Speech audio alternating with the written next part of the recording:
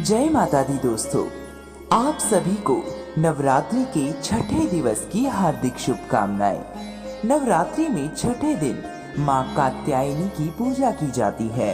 इनकी उपासना और आराधना से भक्तों को बड़ी आसानी से अर्थ, धर्म, काम और मोक्ष चारों फलों की प्राप्ति होती है।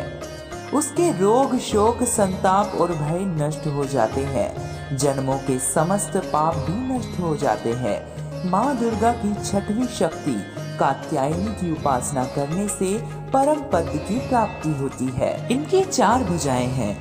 माँ का एक हाथ अभय मुद्रा में है तथा दूसरा वाला हाथ वर मुद्रा में है। माँ के तीसरे हाथ में तलवार व चौथे हाथ में कमल का पुष्प सुशोभित है। इनका वाहन भी सिंह है। इनका स्वरूप अत्यंत भव्य और दिव्य है। ये स्वर्ण के समान चमकीली और भास्वर है। आइए सुनते हैं माँ कात्यायनी की कथा। कात्य गोत्र में विश्व प्रसिद्ध महर्षि कात्यायन ने भगवती परा अम्बा की उपासना की, कठिन तपस्या की। इनकी इच्छा थी कि उन्हें पुत्री प्राप्त हो। माँ भगवती ने उनके घर पुत्री के रूप में जन्म लिया।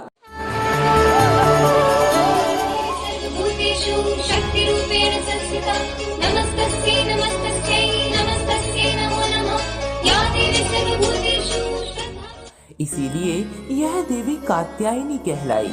इनका गुण शोध कार्य है। इसीलिए इस वैज्ञानिक युग में कात्यायनी का महत्व सर्वाधिक हो जाता है। इनकी कृपा से ही सारे कार्य पूरे हो जाते हैं।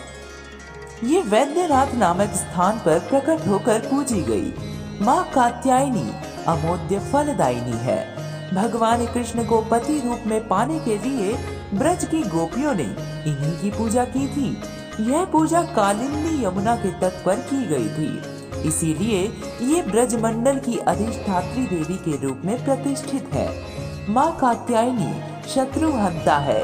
इसीलिए इनकी पूजा करने से शत्रु पराजित होते हैं और जीवन सुखमय बनता है।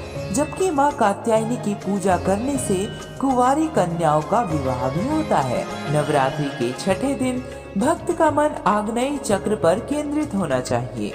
अगर भक्त खुद को पूरी तरह से माँ कात्यायनी को समर्पित कर दे तो माँ कात्यायनी उसे अपना असीम आशीर्वाद प्रदान करती है।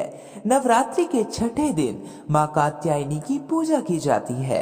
माँ कात्यायनी बृहस्पति ग्रह की स्वामिनी मानी गई है। कात्यायनी देवी की पूजा करने से बृहस्पति ग्रह से संबंधित दोष समाप्त होते हैं।